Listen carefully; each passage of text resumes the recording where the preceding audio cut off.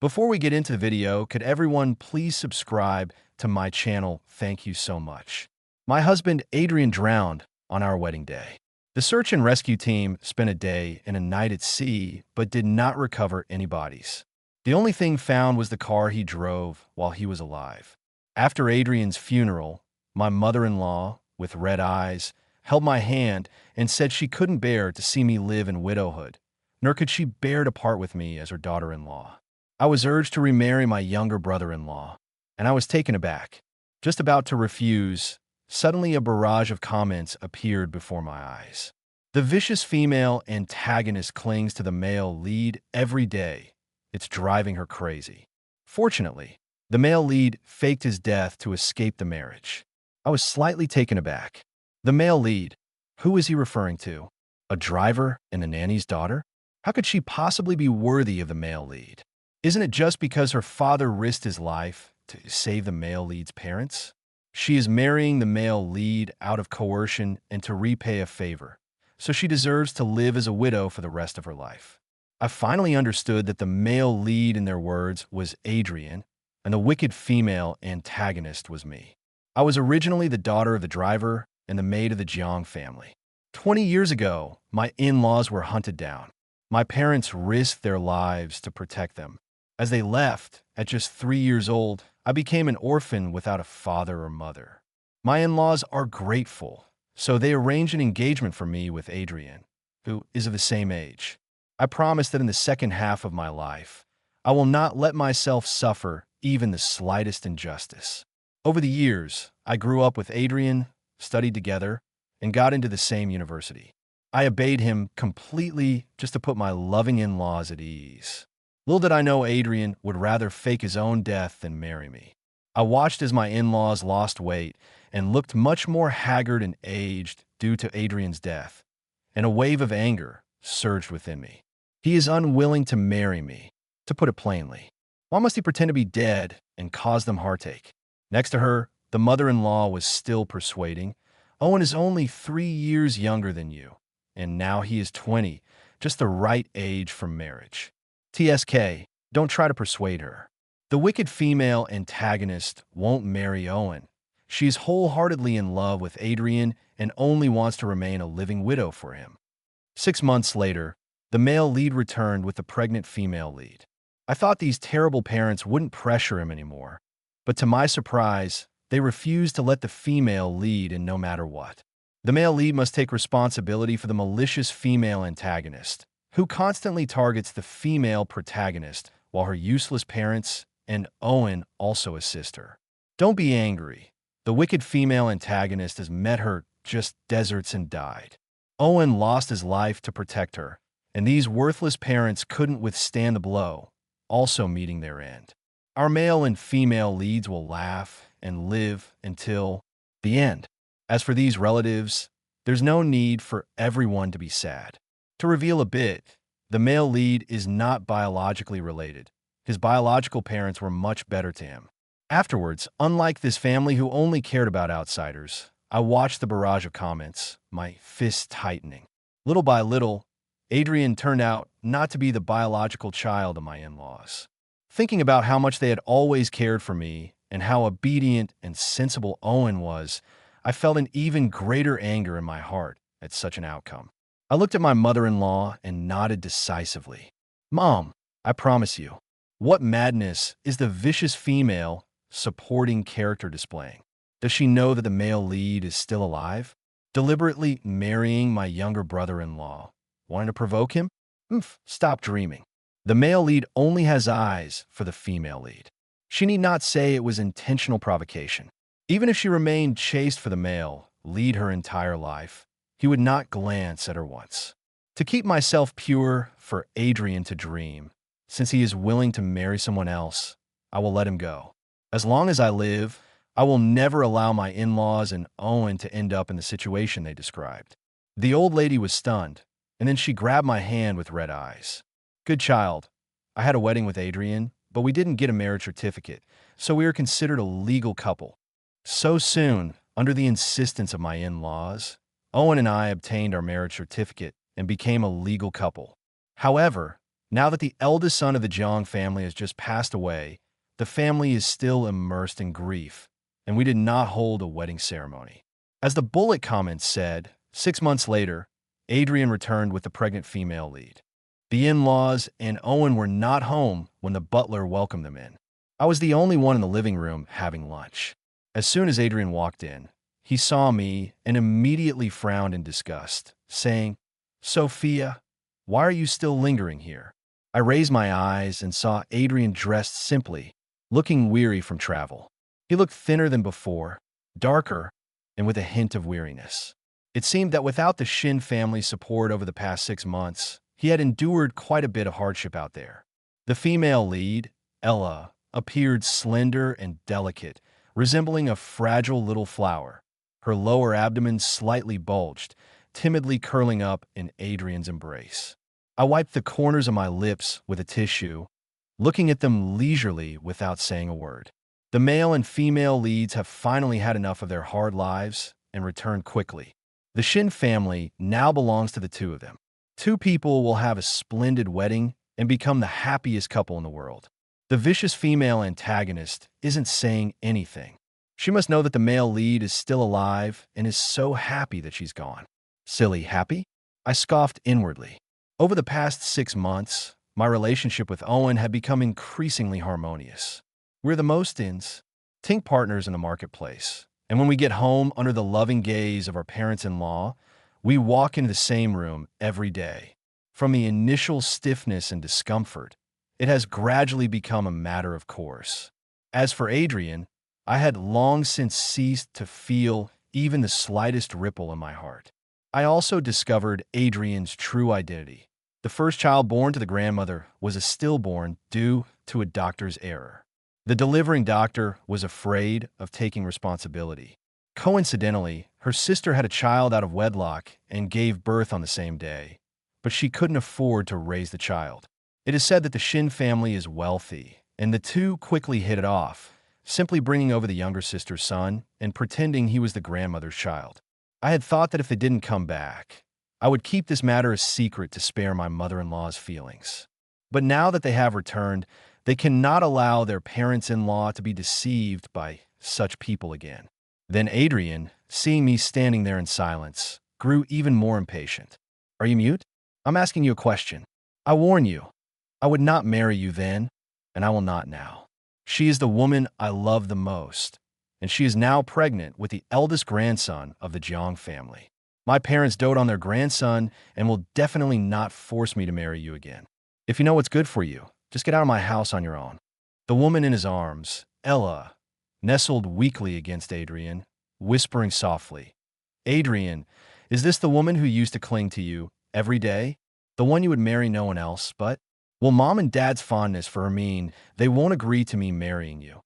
Adrian patted her back gently and said, "Ella, the one I love is you. Now that you are pregnant, Mom and Dad will agree. Don't worry." She glanced at me timidly, as if afraid, and buried her head once more in his embrace. Adrian was even angrier with me. "What are you still dawdling for? You're just the daughter of my family's maid. If it weren't for my parents, you would have been wandering the streets by now. Hurry up and clean the house for my Ella and let us in."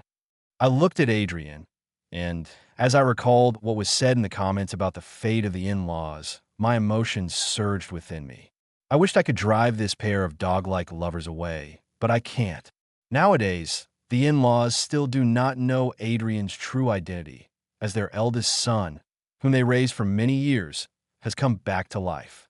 My in-laws would surely be very happy if I were to drive him out. At this moment, it would undoubtedly make them sad. I stood up and instructed the servants to tidy up the house for Ella and Adrian. She, however, said with red eyes sadly, "Adrian, she is the mistress of this place. I shouldn't have come back with you." Hearing this, Adrian heartily embraced Ella, then looked at me with a cold expression. "What do you think you are, daring to give orders to the servants of the Jiang family? Go and clean up the house for Ella. If you don't serve well, then get out of the Jiang family." At that moment, my young husband Owen came home from school. As soon as he entered the room, he heard Adrian's roar. Immediately, he saw Adrian's face and was momentarily taken aback. He never expected that he was still alive. Soon, a smile spread across his eyes. Big brother, you're still alive. Mom and Dad will be so happy when they find out. Then, as if he remembered something, his gaze fell on me again, his expression momentarily complex and lonely. Although Owen and I had been married for half a year, we lived in the same house to reassure my in-laws. However, there was no real marital relationship. Usually, I slept in the bed while he slept on the floor. Adrian patted Owen on the shoulder and said, "Owen, let me introduce you to your sister-in-law. She's pregnant with my child." Owen then saw Ella in his arms, her eyes slightly widening, her expression one of astonishment. Then he looked at me again, wanting to say something but hesitating.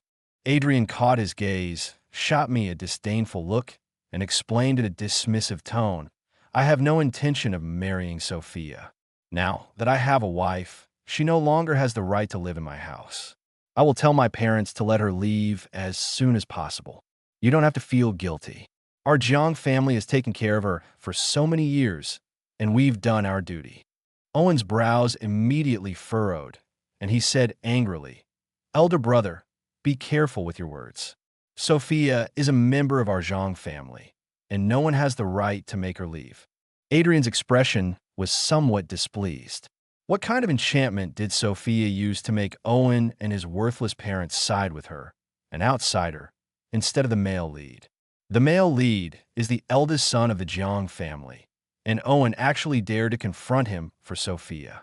He deserves to die a miserable death in the future. Don't be sad. Our male protagonist's biological parents treat him very well.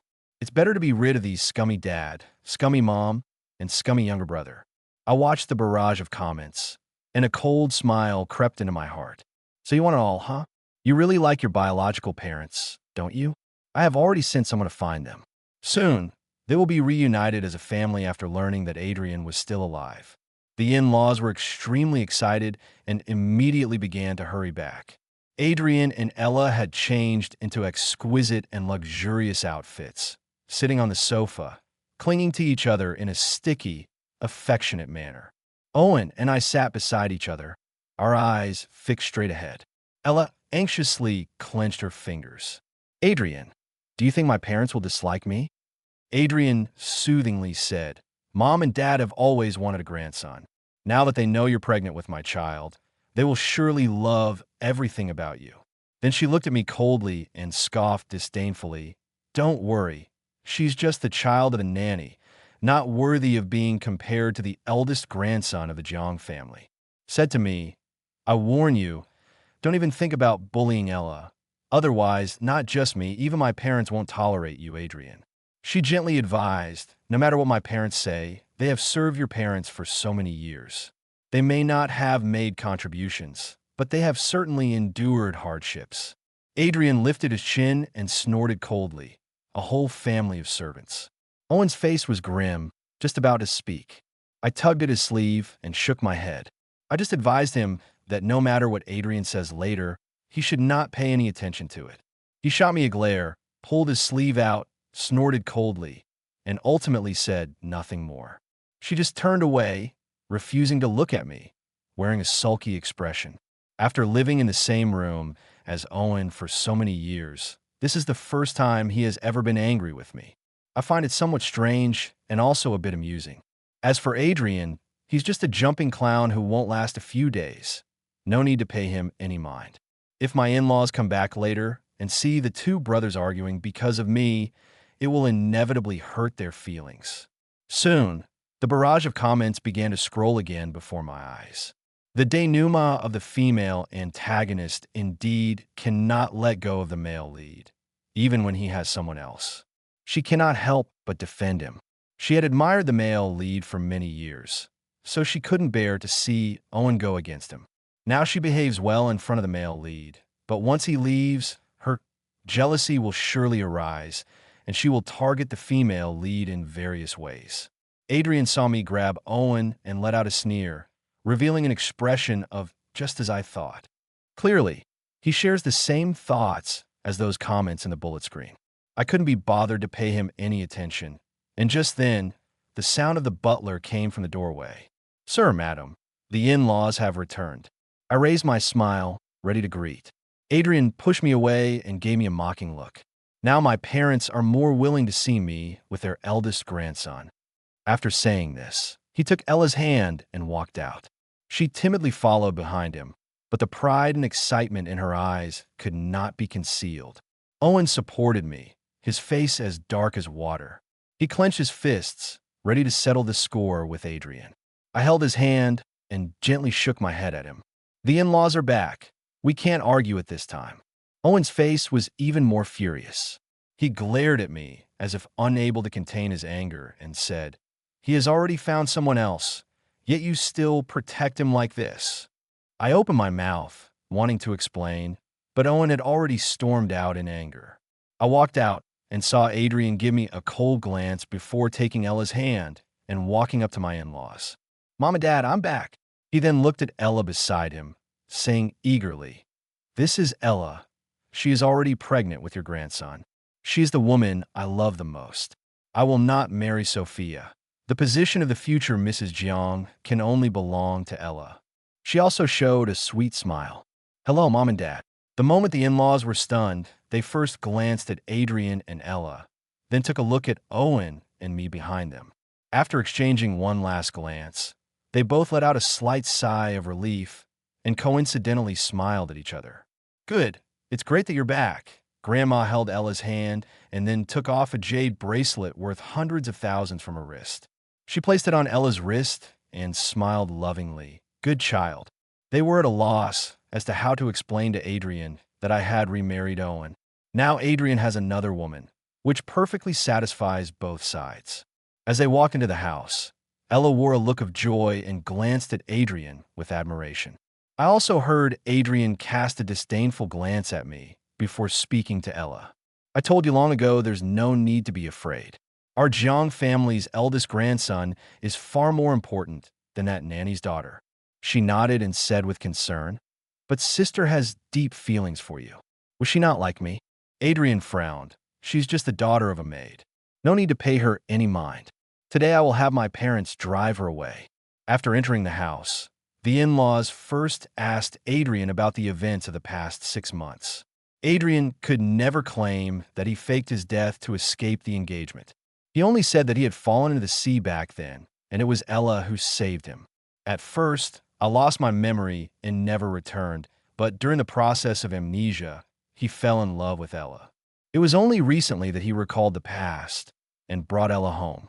The old lady couldn't help but shed a few tears, sighing, "It's good to be back. It's good to be back." Adrian paused for a moment, glancing at me, the annoyance in his eyes unmistakable. "Mom and Dad, it's impossible for me to marry Sophia now. Her staying in the Jiang family is also unjustifiable. We, the Jiang family, have raised her for so many years, and we have been more than generous. Now that Ella has entered the door, to avoid any misunderstandings in the future, it's better for her to leave as soon as possible." Owen looked over with an unhappy expression. The grandfather frowned and scolded, "Shut up. Sophia is a member of our Jiang family and cannot leave." My mother-in-law also held my hand, adopting a protective stance, her gaze reproachfully directed at Adrian. "Here they come, just as expected. The worthless father, worthless mother, and worthless younger brother only protect outsiders, even with a grandson. A dog can't change its habit of eating shit." I wondered why she so readily accepted the female lead. Could it be that she had the idea of making the female lead give birth so that the malicious female antagonist could raise the child? Not letting Sophia go, does it mean wanting to force the male lead to marry her? Right? Adrian clenched his fists, his expression unwilling. "Mom and Dad, Ella is already pregnant with my child. Do you really want to force me to marry her? It's impossible. Unless I die, I will absolutely never part with Ella." He glared at me hatefully, holding Ella's hand, looking as if he were ready to face death. "Do you want your unborn grandson to be forced to die in this woman's womb because of this?" He pointed at me and shouted angrily. The grandmother was so angry that she clutched her chest, her breathing becoming rapid, while the grandfather slammed his hand on the table and shouted, You reckless fool. Who said we were forcing you to marry Sophia? I recalled the ending where my in-laws died from anger, and I furrowed my brow with worry, hurriedly soothing my mother-in-law's back to help her calm down. Adrian scoffed, putting on a show. Owen finally couldn't hold back any longer and, suppressing his anger, said, "Brother, you don't need to worry about anyone breaking you two apart, nor do you need to worry about Sophia marrying you. She has now become my wife, a part of the John family, and I will never allow anyone to drive my wife away." Adrian was momentarily stunned. "What did you say?" He completely did not believe Owen's words and frowned. "You have protected her since you were young, and you deliberately say these things to provoke me, to make me jealous. Don't use those tired tricks anymore. My heart only has room for Ella, and it's impossible for me to feel jealous over her." The grandmother finally calmed down and took a deep breath. Owen didn't lie. 6 months ago, your dad and I decided to marry Saru to Owen. Adrian looked incredulous. "Are you joking?" Owen carefully took our marriage certificate from his pocket and placed it in front of Adrian. Adrian frowned for a while and finally believed. At this moment, the Duke spoke up. "Your mother and I won't force you. Since you want to marry Ella, we won't oppose it either. But I have already said that if you marry Sophia, the position of the head of the Jiang family will be handed over to you in the future. Since you have no fate with Sophia, this position of head of the family can only be given to your brother. This is precisely why Adrian, although he doesn't like me, has never explicitly said that he doesn't want to marry me. Even running away from the wedding had to be under the guise of faking his own death, because he couldn't bear to part with the John family's fortune." She stared in shock, her eyes wide, while Adrian gritted his teeth. "You really are forcing me to marry her." The father-in-law, unable to bear it any longer, slapped him and told him to get lost. Adrian naturally did not want to go out and live the life of a poor person again. He dared not resist his in-laws and could only endure his anger. I pulled Ella back into the house. My useless dad and mom are driving me crazy. For the sake of a stranger, they treat their own son like this. I wondered how the vicious female antagonist agreed to marry Owen. It turns out she was waiting here all along, deliberately using family assets to force the male lead to submit. How insidious and cunning. The next day, when I went out, I ran into Adrian. He grabbed my arm and said coldly, "Sophia, I didn't expect you to be so malicious. In order to force me to marry you, not only did you deceive my parents into using the family fortune to pressure me, but you even married Owen. Do you know that Owen is only 20 years old? What you're doing will ruin his whole life. Don't you feel any guilt for using him like this?" I was left speechless, choked up. After glancing at him, she irritably withdrew her hand. "Who said I was using him?" Actually, I didn't have a very deep impression of Owen before he went abroad when he was about 5 or 6 years old. I only remember that he was chubby as a child and was a very well-behaved kid. Even if bullied by Adrian, I would only secretly shed tears. I grew up abroad with my grandparents and only returned to the country 2 years ago. At that time, I was already engaged to Adrian, and our relationship was merely one of exchanging greetings. In the past 6 months living under the same roof, we have gradually become familiar with each other. Owen appears to be taciturn, but in reality, he is just like a big dog. Ignore him and he will feel wronged. Praise him and his eyes will shine brightly. See me being bullied, he would clench his fists in anger. His emotions are pure and fervent. Owen is much more likable than that scummy man, Adrian. I glanced at him and saw a tall figure stop behind the door. I couldn't help but think of how I had just stopped Owen to scold Adrian, and the way he looked dissatisfied and sulking made me chuckle inwardly. I looked at Adrian and said solemnly, "I have never taken advantage of Owen. We became husband and wife because we are mutually in love. It has nothing to do with you." Adrian clearly did not believe it. He scoffed, "You can deceive others, but you can't deceive me. I warn you, even if you use family assets to coerce me, I will not compromise. I will only love Ella in this lifetime, so you can give up on that hope." After saying this, he turned and walked away. I rolled my eyes and looked towards the door. That tall figure had disappeared without me noticing. When I heard that later, Adrian stubbornly went to look for his in-laws again, saying that I married Owen just to force him to submit so that they wouldn't be deceived by me. The old man angrily slapped him again, and Adrian felt deeply aggrieved, unwilling to accept it in his heart. He went to find Owen again with the same words. He also urged Owen to divorce me, saying that in my heart there was only him. Adrian marrying Owen was all about using him, and I even advised him not to be so foolish as to let me take advantage of him. See my true self clearly and divorce me. I found out about this while lying in bed. Owen was sitting on the floor, beating the bedding on the ground.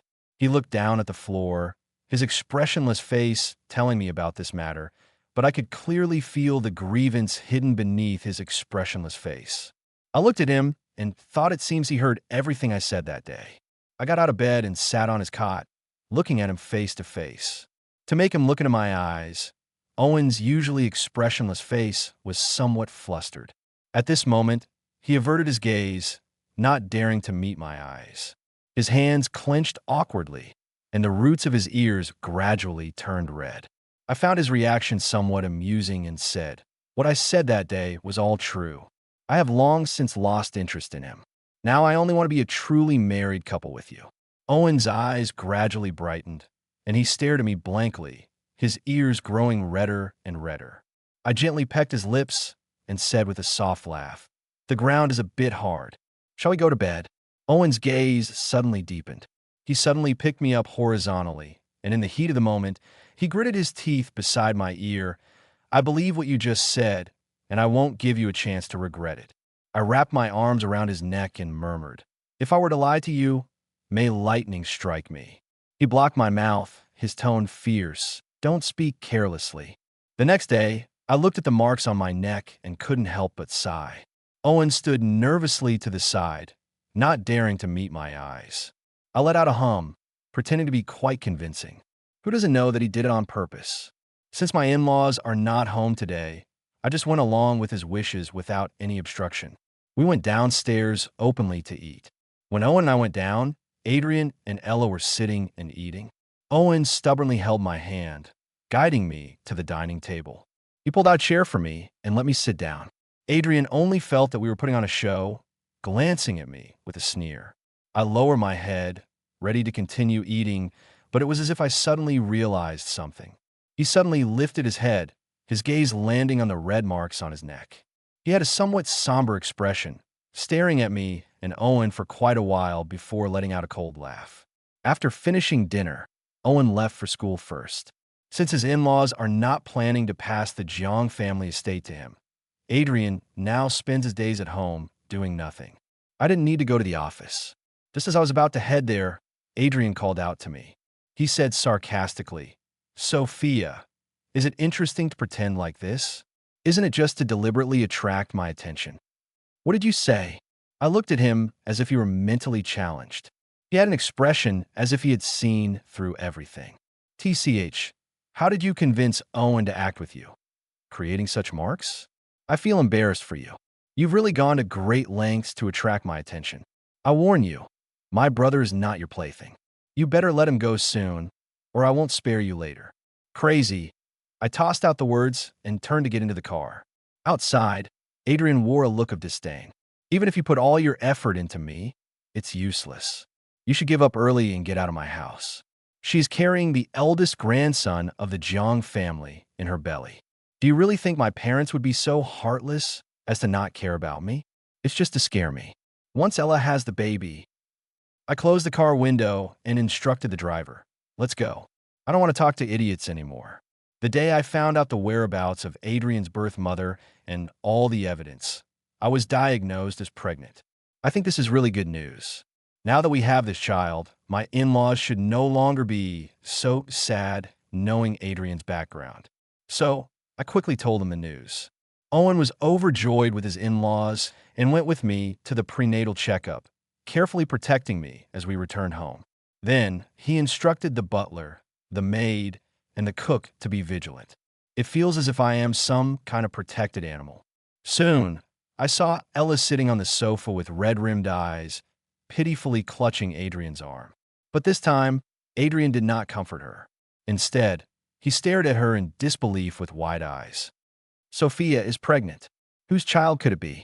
This is absolutely impossible. Owen's expression darkened.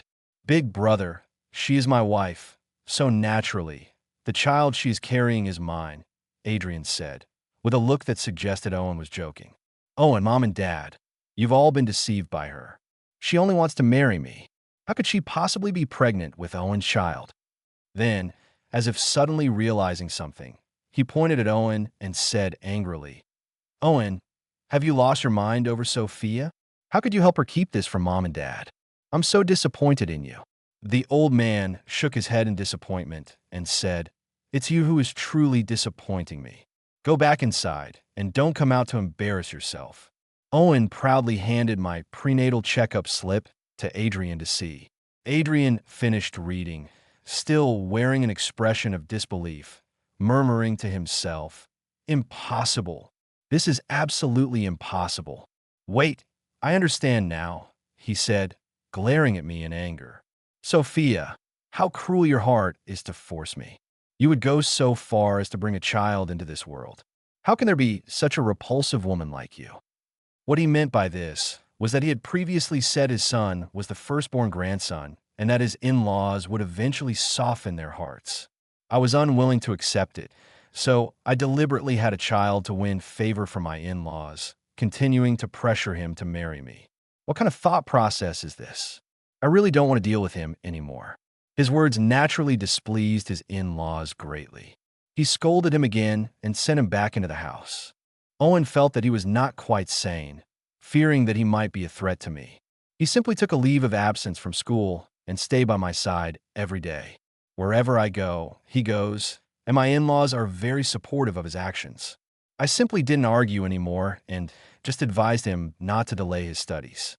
After I returned, I occasionally heard Adrian comforting Ella. Our child is the firstborn grandson. Mom and Dad will definitely like this child more, so don't worry. The eldest son of the eldest branch. I scoffed. I hope you can still be this confident when your mother comes to recognize you in the 3rd month. A woman came rushing at me like a madwoman. Owen was by my side at all times, and he kicked that woman away with one foot. The woman fell to the ground, looking unwilling to accept her fate. I clearly saw her face. She was indeed Adrian's biological mother. I raised an eyebrow. It seems he has already contacted his biological mother. When the woman was taken away by the police, she cried out that it wasn't intentional. She just slept for a moment. Owen looked frightened, holding me tightly. Fortunately, nothing happened. I gently patted his head and said, Don't worry.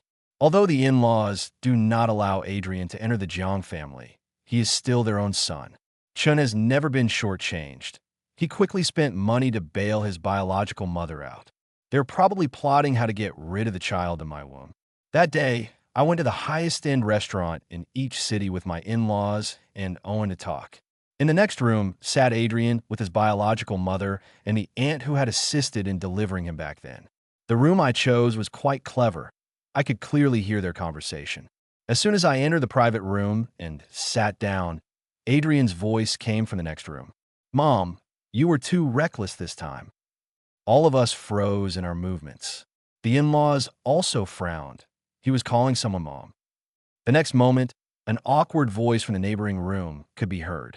It's my fault for being thoughtless, almost dragging you down with me. But I just wanted to help you. That little bitch Sophia is pregnant with a child from the Jiang family, and she's so favored. What if she gives birth? What will happen to your child? What will you do?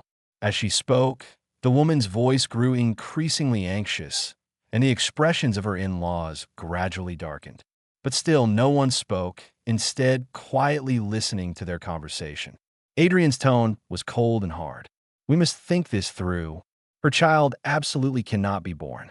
This worthless woman has no brains. She got pregnant just to win my heart. I will come up with a foolproof good idea. The woman smiled flatteringly. My son is still the one with brains.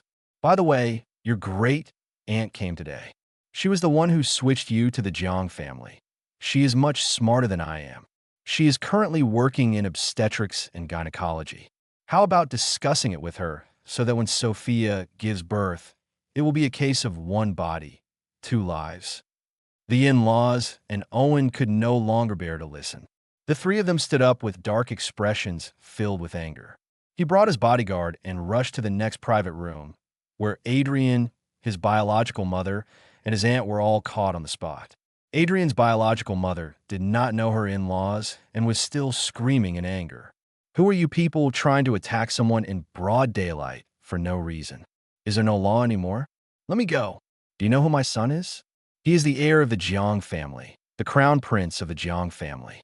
Be careful, or I will make sure you." The expression on her face grew increasingly grim. Adrian roared, "Shut up," and then fell to his knees with a thud. I trembled as I spoke. "Mom and Dad, don't listen to this woman's nonsense. I don't know her at all."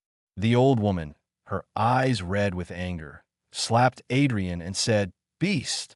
Then she trembled as she asked, "My child, where is my child?" Adrian's biological mother fell to the ground with her aunt, her face pale. With me providing evidence in the shadows, my in-laws quickly uncovered the truth from back then.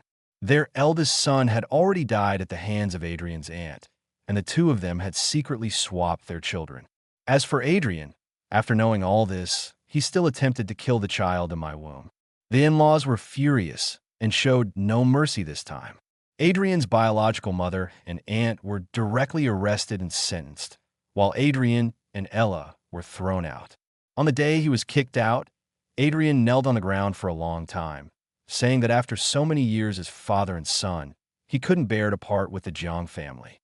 "Don't drive him away," he said, then turned to me, speaking as if he had nothing left to lose. "You've created so much just to force me to marry you." "Right, fine, I agree. Please help me plead with my parents. I can't bear to part with them. I want to stay and take care of them in their old age." I could hardly be bothered to deal with him, so I simply instructed the butler to throw him out. Adrian knelt outside for a day and a night, and finally, unable to hold on any longer, he left. But he was used to the life of a young master. How could he endure the hardships? He and Ella were becoming increasingly destitute. I heard that later, Ella did not come home for a night. He found Ella 6 months pregnant in the bed of a big boss. He angrily questioned her, and Ella sneered, "You pathetic thing wandering the streets, and you still want me to follow you, Adrian? But you are carrying my child." She rolled her eyes. "Forget it. The child isn't even yours. I just deceived you to marry into the Jiang family. I wasted half a year suffering with you only to find out you're a homewrecker. Get lost, you unlucky thing." I heard that later. Adrian found the solitary Ella and ran her over with his car, killing her and himself in the process. As for Adrian, he was arrested on the spot and sentenced for intentional homicide. When I found out about this, I was preparing the nursery with Owen and didn't feel much emotion about his situation. A few months later, I gave birth to a boy. 2 years later, Owen and I held our wedding again, and our child was the flower girl.